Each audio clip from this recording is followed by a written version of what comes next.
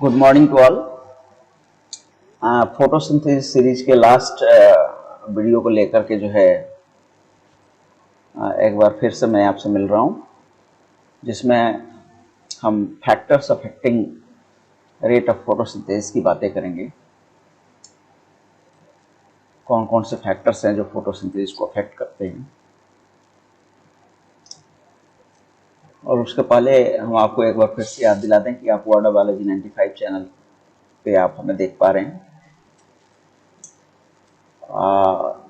Channel को जो है लाइक कीजिए, सब्सक्राइब कीजिए, नोटिफिकेशन के बेल आइकन को टच कीजिए, जिससे कि आपको नोटिफिकेशन मिलता रहे समय से। इसके अलावा आप इस वीडियो को वर्ड ऑफ बायोलॉजी 95.-elearn.blogspot.com पे देख सकते हैं, या मेरे फेसबुक पेज जिसे वर्ड ऑफ बायोलॉजी 95 के नाम से ही आप देखेंगे, facebook.com/rajiv-ranjan157197 पर भी देख सकते हैं।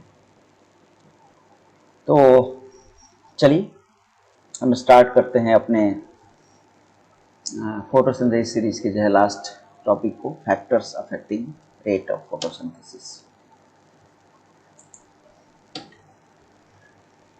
फैक्टर्स अफेक्टिंग फोटोसिंथेसिस को अगर हम देखते हैं तो इसमें बेसिकली जो है 4 मेजर फैक्टर्स हैं जो फोटोसिंथेसिस के रेट को अफेक्ट करते हैं। इसमें फर्स्ट है लाइट और इंटेंसिटी ऑफ लाइट, सेकंड है टेम्परेचर, थर्ड है वाटर और फोर्थ है अवेलेबिलिटी ऑफ ऑक्सीजन।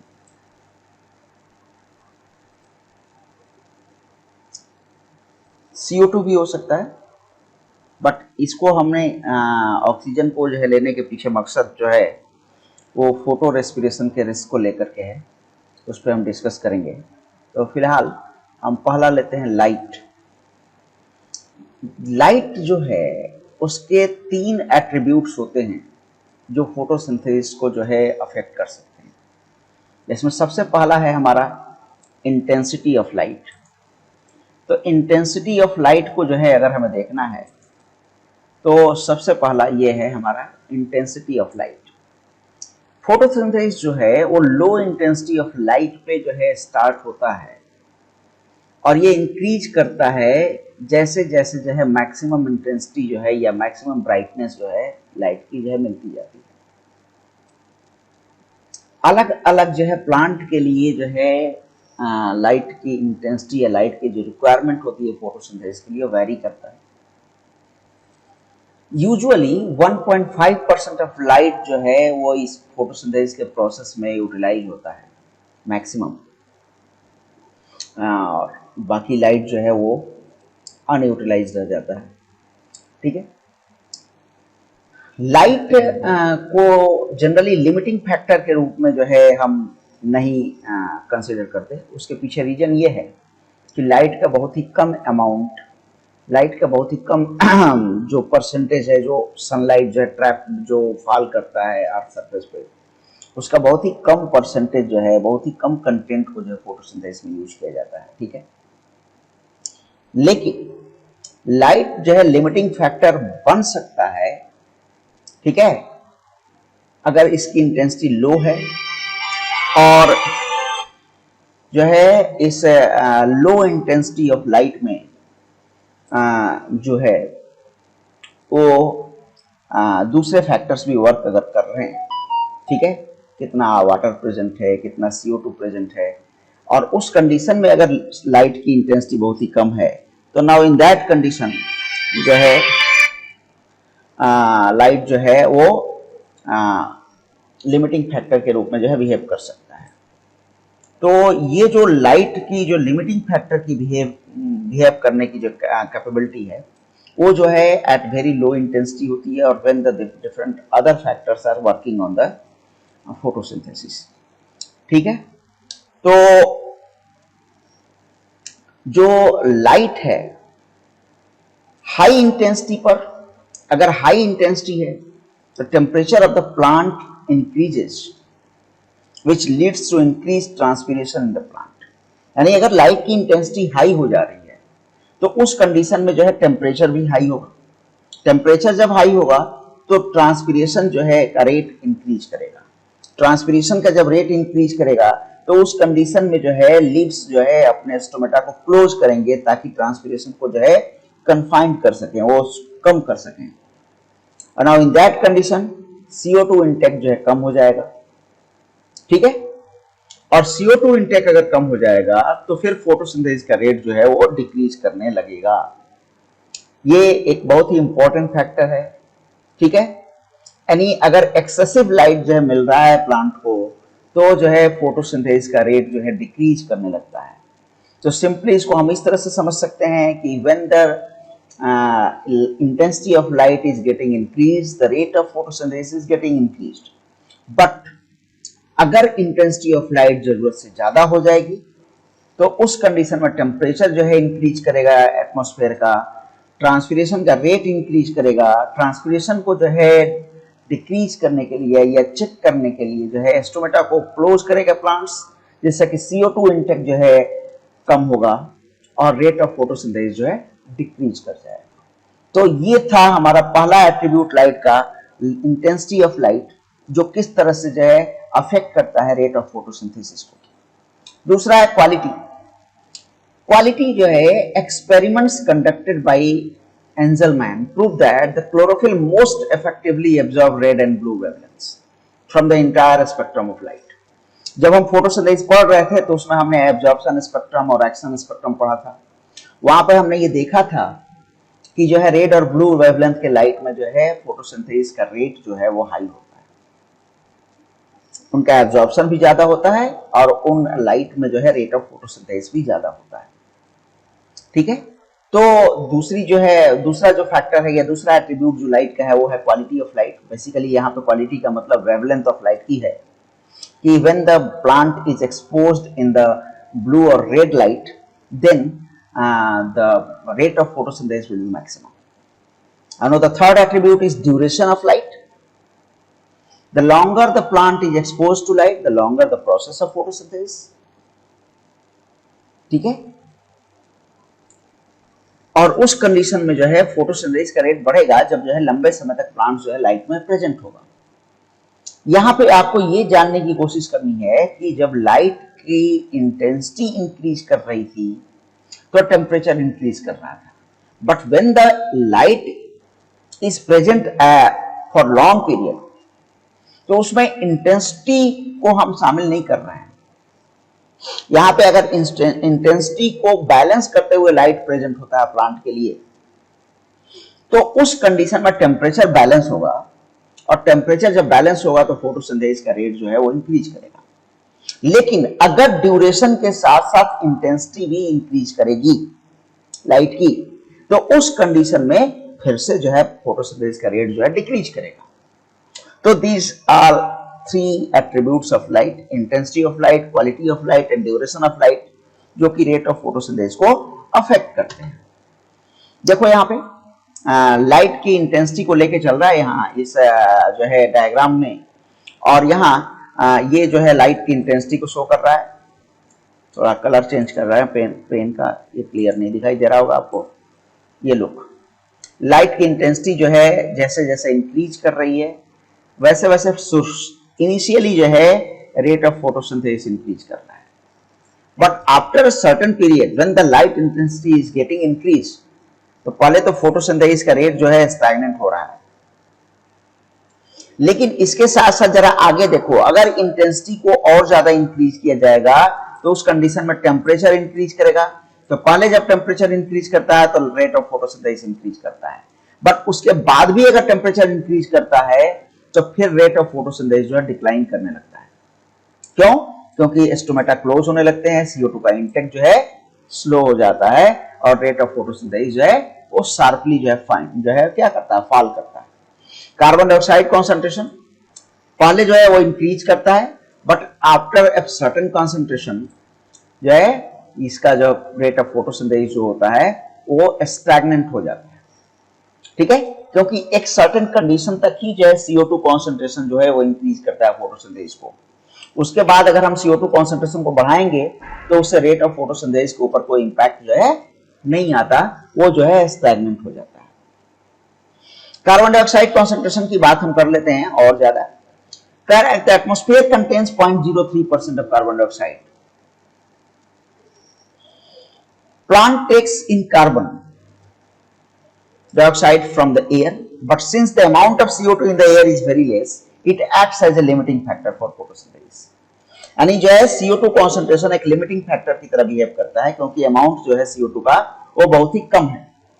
ठीक है, तो जो है यहां पर जो है एक्सपेरिमेंट की अगर हम बात करें, ठीक है, experiments have been performed to study the rate of photosynthesis on increasing the concentration of CO2 in the atmosphere.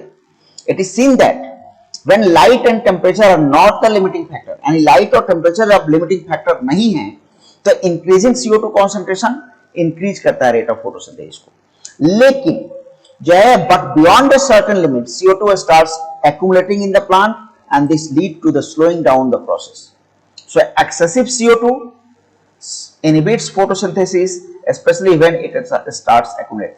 यानी प्लांट के बॉडी में CO2 का कॉन्सेंट्रेशन अगर बहुत ज्यादा हो जाएगा तो CO2 एक्यूमुलेट करने लगेगा प्लांट में, और जब CO2 एक्यूमुलेट करने लगता है तो रेट ऑफ फोटोसिंथेसिस जो है धीरे धीरे स्लो डाउन होने लगता है। ठीक है, तो जो है ये CO2 कॉन्सेंट्रेशन की बात हुई। Now the next is temperature. कह रहा है कि it is commonly seen in all biological and biochemical processes that they occur based in the certain optimum range of temperature. This hold true for photosynthesis as well as. ये simply इसको ऐसा समझते हैं, जब आप जो है देखते हो कि एंजाइम के एक्शन के बारे में, तो एंजाइम का एक्शन भी जो है एक सर्टेन टेम्परेचर तक इंक्रीज करता है, फिर उसके बाद जो है डिक्रीज करने लगता है हमारे बॉडी में। क्यों?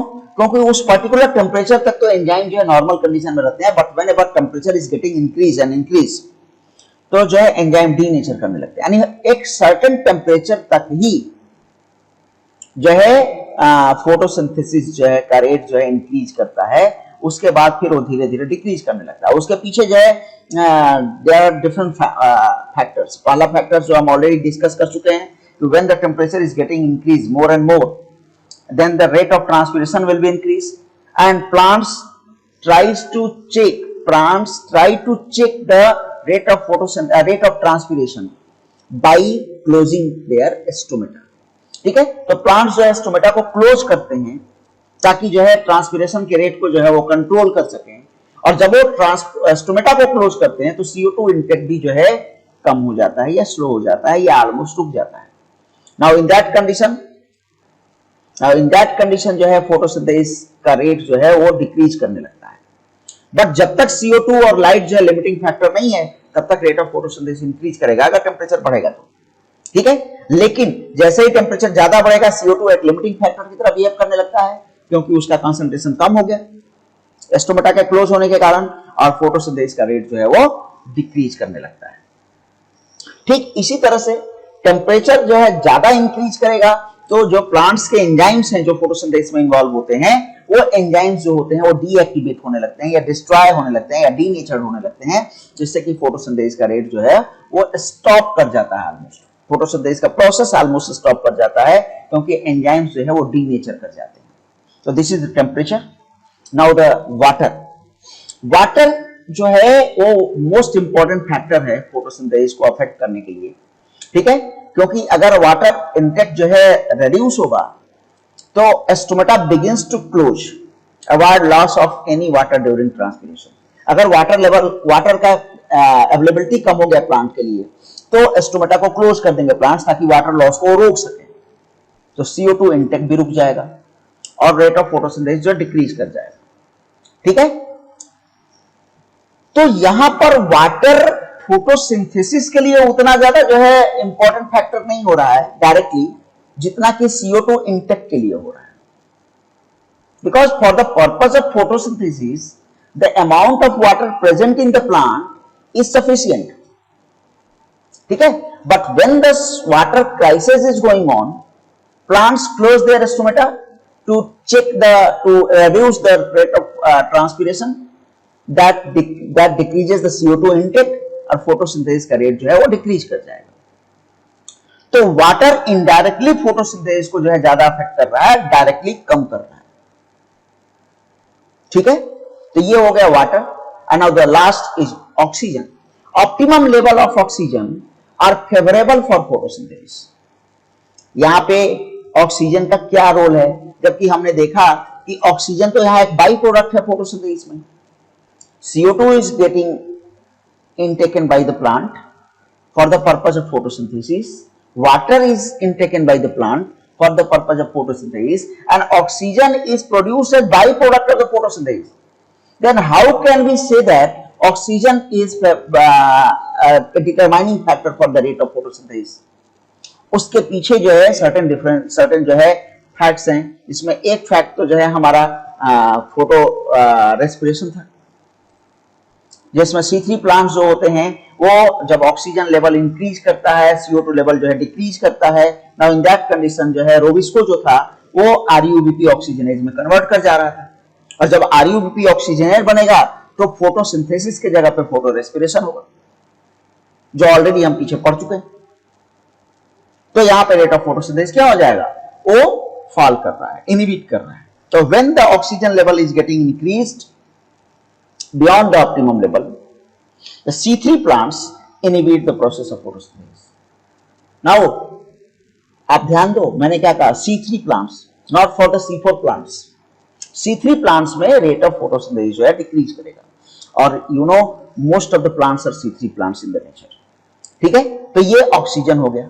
Now the Blackman's principle of limiting factors, जो लास्ट पॉइंट है इस चैप्टर का, इस टॉपिक का, वो ये है Blackman's principle of limiting factor. क्या कह रहा है, कह रहा है this principle states that when a process is govern by more than one factor, the rate of the process is govern by the factor which is closest to its minimum value. कह रहा है the principle state that when a process is govern by more than one factor, यानी अगर कोई जो है process है ना, वो एक से अधिक फैक्टर के द्वारा जो है रेगुलेट किया जा रहा है, तो रेट ऑफ दैट प्रोसेस, उस प्रोसेस का जो रेट होगा वो जो है गवर्न होता है या रेगुलेटेड होता है उस फैक्टर के जिसकी वैल्यू जो है सबसे कम है, मिनिमम वैल्यू। जैसे यहां पे देखो, यहां एक डायग्राम दिया हुआ है, rate of photosynthesis Y axis पे शो कर रहा है, और एक्स एक्सिस पे देखो यहां पे, यहां ये पहला जो है CO2 कॉन्सेंट्रेशन को दिखा रहा है। अब ध्यान दो, यहां पे जो है हाई लाइट इंटेंसिटी है C, मीडियम लाइट इंटेंसिटी है, और लो लाइट इंटेंसिटी है। यहां CO2 कॉन्सेंट्रेशन जो है नॉर्मल है, बट लाइट की इंटेंसिटी अगर स्लो होगी तो लाइट की इंटेंसिटी के स्लो होने के कारण जो है टेम्परेचर क्या, ये रेट ऑफ फोटोसिंथेसिस क्या हो जाएगा, ये यहां पे स्टैग्नेंट हो जा रहा है। लेकिन CO2 कॉन्सेंट्रेशन को उतना ही रखते हुए लाइट की इंटेंसिटी को जब फिर से हम इंक्रीज कर रहे हैं, तो यहां फिर से जो है रेट ऑफ फोटोसिंथेसिस बढ़ रहा है और फिर स्टैग्नेंट हो रहा है। यानी जो है यहां इन कंडीशंस में लाइट जो है एक लिमिटिंग फैक्टर की तरह बिहेव कर रहा है क्योंकि जो है इसकी इंटेंसिटी या इसका जो अमाउंट है, इसकी जो वैल्यू है वो मिनिमम। लाइट की इंटेंसिटी को जब फिर से इंक्रीज करते हैं तो रेट ऑफ फोटोसिंथेसिस फिर से इंक्रीज कर जा रहा है। ठीक है, तो ये जो है वहीं पे ये एक एग्जांपल जो दिया है, इसको देखिए, उसी चीज से रिलेटेड वो जो ग्राफ है, कह रहा है कि if a leaf is exposed to a certain amount of light intensity with a constant temperature but the CO2 available is less, the rate of photosynthesis will not increase with an increase in the light intensity. Therefore, in this case, CO2 is the limiting factor. अब जरा फिर से हम आते हैं यहाँ पे, पहले कंडीशन में हमने बोला कि CO2 को कॉन्सेंट्रेशन को इंक्रीज कर रहे हैं। जब CO2 के कॉन्सेंट्रेशन को इंक्रीज कर रहे हैं तो लाइट जो लिमिटिंग फैक्टर की तरह आ रहा है। लेकिन when the CO2 concentration is getting less, अगर हम CO2 कॉन्सेंट्रेशन को हम कम कर दे रहे हैं तो लाइट की इंटेंसिटी को अगर बहुत ज्यादा हम बढ़ाते हैं तो भी जो है जाकर के ये स्टैग्नेंट हो जा रहा है।